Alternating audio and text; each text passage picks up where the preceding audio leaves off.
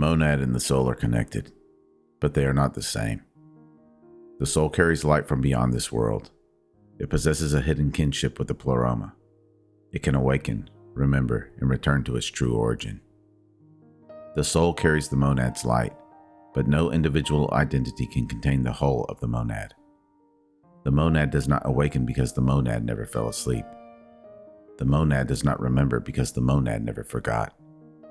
The monad does not return because the monad never departed. The soul travels through separation. The monad remains beyond separation. Understanding this difference does not diminish the soul. It reveals the true magnitude of what the soul carries. In the moment the soul realizes its true relationship to the monad, is the moment it can finally understand what returning to the monad truly means.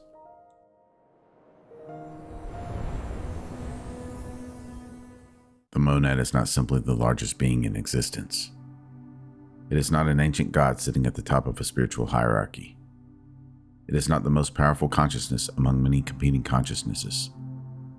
The monad is the unknowable origin before hierarchy, division, and form. It does not exist inside creation as one object among other objects. Creation exists because something beyond creation made manifestation possible. The Gnostic writings describe this ultimate reality through names such as the invisible spirit, the father of the totality, the immeasurable light, and the one beyond comprehension. Every name is incomplete. Every image is symbolic. Every description points towards something the mind cannot contain. The moment you imagine the monad as a person, a ruler, or even a cosmic intelligence, you have already reduced the limitless into a form the human mind can recognize. The monad may be represented through light because light reveals without being grasped. It may be represented through silence because silence exists before words divide reality into separate things. It may be represented through an infinite sphere because a sphere has no visible beginning or end. But the monad is not literally limited to any of these symbols. It is before symbol, before image, before distinction. The monad does not possess existence in the way created beings do. It is the source from which the very possibility of existence proceeds. The soul is different. The soul has identity, movement, and the capacity to turn toward or away from the truth. It can descend into confusion. It can become entangled in the Kenoma. It can mistake temporary forms for permanent reality. It can forget where it came from, but it can also awaken. It can receive Gnosis. It can recognize the divine spark within. It can begin the journey of return. These qualities belong to the soul precisely because the soul participates in movement and experience. The monad does not move from ignorance into knowledge. The soul does. The monad does not become liberated. The soul becomes conscious of the freedom that was hidden beneath its identification with the lower world. The monad does not struggle against the archons, the demiurge, the ego, or the conditions of material existence. The soul encounters these forces because the soul has entered a realm where ignorance can appear real. You are not trying to improve the monad. You are not helping the monad evolve. You are not completing something missing within the origin. You are awakening the soul's capacity to recognize what has always exceeded the world that attempted to define it. If this transmission is resonating with you, like this video and subscribe to the channel. It helps this field reach the ones who are remembering their true origin. This is where the distinction becomes subtle. The soul carries a divine spark, but the divine spark should not be understood as the entire monad contained inside your individual human identity. Your personality is not secretly the supreme ruler of existence. Your thoughts do not create every event in the universe. Your individual will is not identical to the will of the unknowable origin. That idea does not produce Gnosis. It produces spiritual inflation. The divine spark means that something within the soul has its origin beyond the rulers of the Kenoma. The lower powers may shape the body. The world may condition the personality. Fear may cloud the mind. And ignorance may temporarily obscure remembrance. But the deepest light within the soul does not originate from the systems attempting to control it. This is why the rulers cannot fully possess the awakened soul. They did not create its highest essence. The spark creates a kinship between the soul and the Pleroma, but kinship is not identity. A ray of sunlight comes from the sun, carries the nature of its light, and reveals the presence of the sun. In the same way, the soul carries the quality of divine light. This is not a limitation. It is a sacred relationship.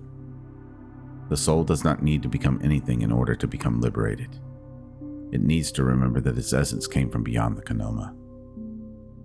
The soul enters into different states of being. It experiences fear and courage, sleep and awakening, attachment and release, ignorance and Gnosis. The soul may identify with the body one moment and recognize itself as something deeper the next. It may become lost in desire, status, and conflict. It can even get lost in spiritual ambition. Then, through experience, stillness, and inner remembrance, it begins turning toward the light again. The monad does not pass through these changes. It does not become more complete when a soul awakens. It does not become less complete when a soul forgets. Nothing occurring in the Kenoma affects the monad. Nothing happening in time alters that which is beyond time. This is why the monad does not need to defeat the demiurge. The demiurge exists within the realm of limitation. The monad is beyond the field in which limitation appears. The false ruler can claim authority over the world it perceives. It can declare itself supreme. It can build systems of imitation, hierarchy, fear, and control. But ignorance cannot reach upward and diminish the unknowable origin. A shadow may cover the eyes of the soul, but it cannot extinguish the light that makes sight possible.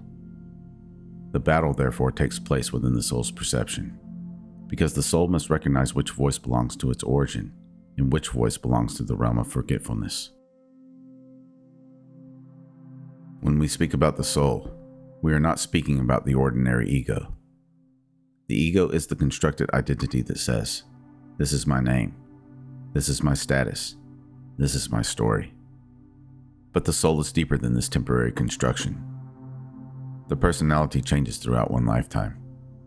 Beliefs transform. Memories fade. Social roles appear and disappear. But beneath these layers is the living awareness capable of recognizing that none of them fully defines what it is. The soul can use the personality as an instrument, but when it mistakes the instrument for its entire identity, that is when problems arise. Technically, you are the monad, but claiming so can be dangerous, because declaring, "I am the monad," can become just another disguise worn by the ego. Just be aware of that. The ego hears a teaching about divine origin and immediately tries to crown itself. It stops seeking liberation and begins seeking cosmic importance.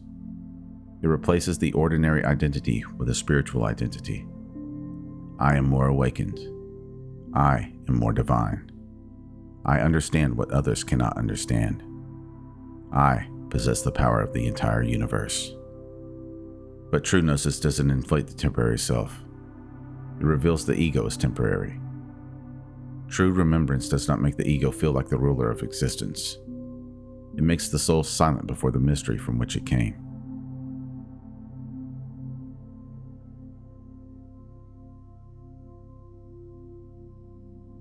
The monad is fullness. Nothing can be added to it. Nothing can be removed from it. The awakening of the soul does not repair a deficiency within the monad. The soul does not return because the monad is lonely, incomplete, or waiting to become whole again. The soul returns because separation creates suffering within the soul. Ignorance of your true origin can produce fear because the soul begins searching for permanence inside a realm where everything changes. It seeks completion through possessions. It seeks identity through the approval of others. It seeks security through systems built by beings who are themselves trapped in ignorance. But nothing within the Kenoma can give the soul the fullness it yearns for. This is the hidden ache beneath worldly desire. The soul reaches for more because it senses that deficiency is not its true nature. Yet it repeatedly mistakes objects within the realm of deficiency for the fullness that it seeks. more power, more recognition, more proof that it is special. But quantity cannot become fullness. The Pleroma is not an endless collection of things. It is divine completeness beyond lack. The soul begins returning when it stops demanding that the Kenoma provide what only remembrance of the origin can reveal.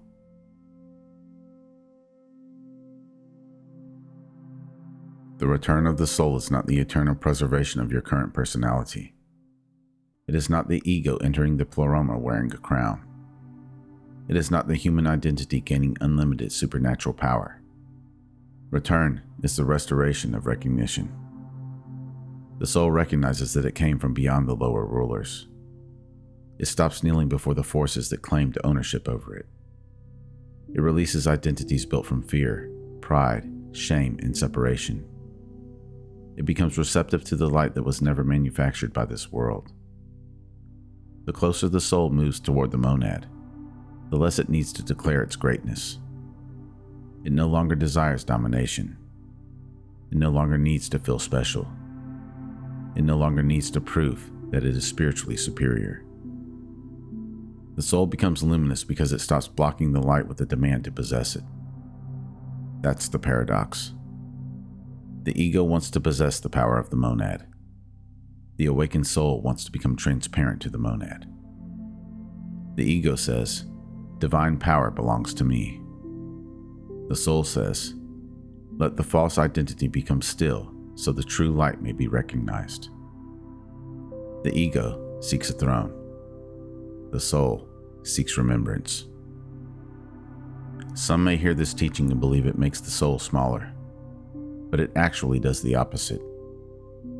If you misunderstand the relationship of the soul to the monad, every human limitation becomes a spiritual failure.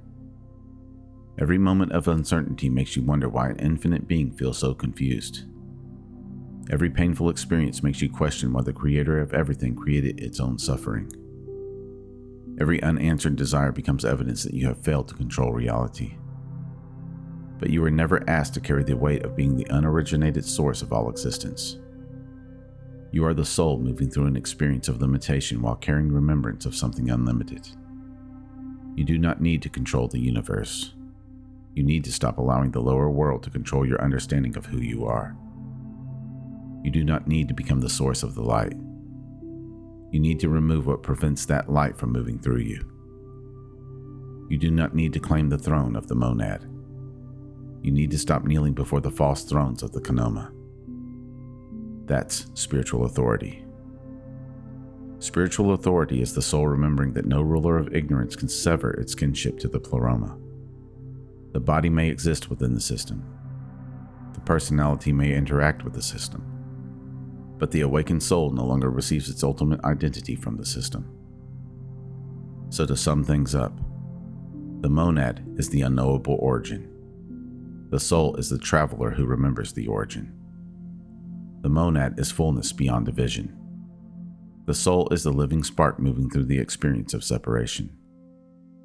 The monad never returns. The soul can turn away from the Kenoma and recognize the path home.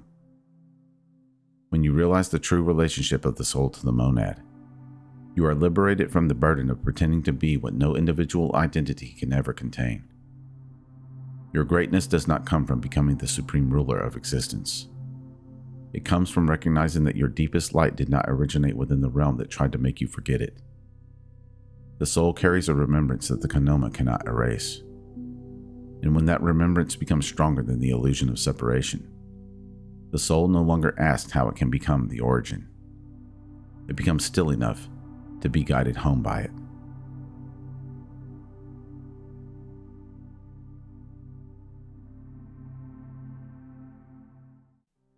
If this transmission resonated with you, like this video, subscribe to the channel, and share it with someone who may be starting to see through the illusion but doesn't yet have the words for it.